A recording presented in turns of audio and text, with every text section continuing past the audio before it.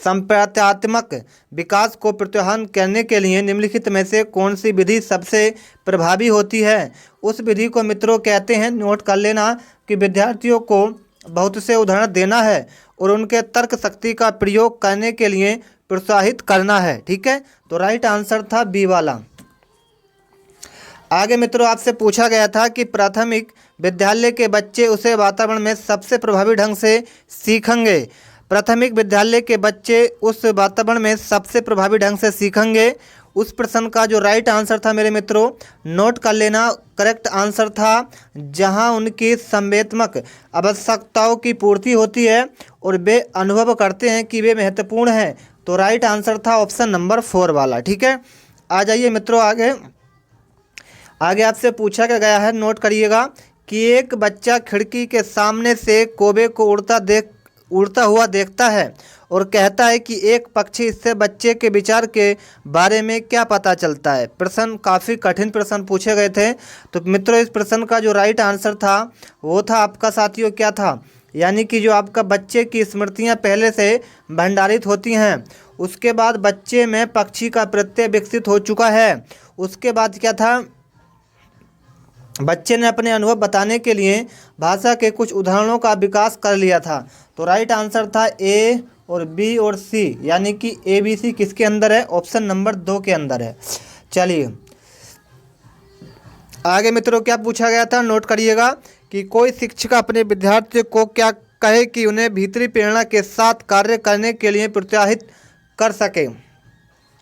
तो मेरे मित्रों इसको का जो सही आंसर आपका था वो था ऑप्शन नंबर 3। क्या था साथी? ऑप्शन नंबर 3, यानी इसको क्या करना चाहिए? इसे करने की कोशिश करो और तुम सीख जाओगे कि सीखना विद्यार्थी की उन्नत प्रेरणा है, जबकि किसे से पहले कार्य समाप्त कर प्रेरित करने में कार्य करने वाला व्यक्ति भारी प्रेरणा के रूप में कार्य कर रहा है। मित्रों आगे आपसे पूछा गया था, कोई शिक्षिका अपने विद्यार्थियों को, ध्यान से नोट करिएगा, कोई शिक्षिका अपने विद्यार्थियों को अध्ययन करने हेतु आंतरिक रूप से उत्प्रेरित करने के लिए कैसे प्रोत्साहित कर सकती है? बताइए। प्रोत्साहित तो ये कर सकती है व्यक्तिगत लक्ष्य निर्धारित करने और उनमें निपुणता पाने में उन्हें मदद देकर। ठीक है, तो राइट आंसर बी था। आ जाइए मित्रों आगे आपसे पूछा गया था, किसी प्रारंभिक कक्षा में प्रभावशाली शिक्षकों का उद्देश्य विद्यार्थियों को उत्प्रेरित करना होगा।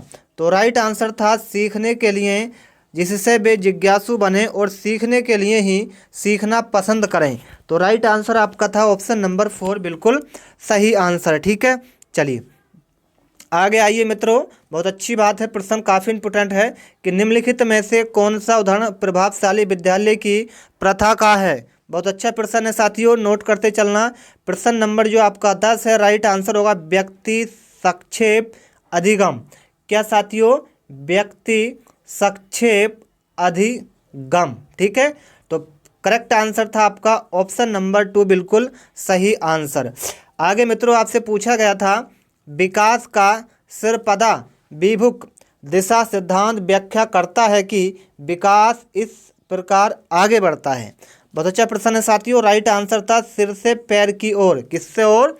सिर से पैर की ओर। ठीक है, चलिए आ जाइए आगे मित्रों आपसे पूछा गया था, भाषा विकास के लिए सबसे संवेदनशील समय निम्नलिखित में से कौन सा है? तो इस प्रश्न का राइट आंसर था आपका प्रारंभिक बचपन का समय। ठीक है, चलिए आ जाइए आगे मित्रों, एक बहुत अच्छा प्रश्न है, नोट करिएगा, कि 6 वर्ष की लड़की खेलकूद में असाधारण योग्यता का प्रदर्शन करती है। उसके माता पिता दोनों ही खिलाड़ी हैं, उसे नृत्य प्रशिक्षण प्राप्त करने भेजते हैं। इस समाप्त हंत में उसे प्रशिक्षण देते हैं। बहुत संभव है कि उसकी क्षमताओं निम्नलिखित दोनों के बीच परस्पर प्रतिक्रियाओं का परिणाम होगी।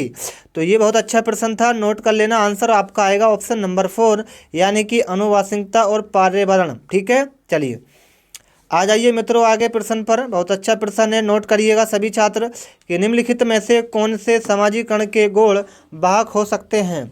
निम्नलिखित में से कौन से समाजीकरण के गौण वाहक हो सकते हैं? इस प्रश्न का राइट आंसर था विद्यालय और पास और पड़ोस। ठीक है, चलिए तो मित्रों आ जाइए आगे।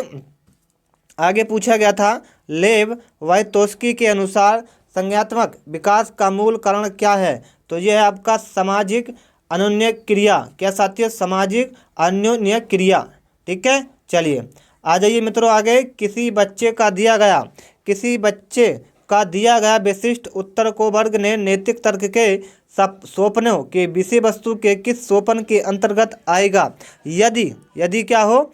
यदि आप ईमानदार हों तो आपके माता पिता पर आपको गर्व करेंगे। यानी कि आप ईमानदार हैं तो आपके माता पिता आप पर गर्व करेंगे, इसलिए आपको ईमानदार रहना चाहिए। ये रहना चाहिए साथियों।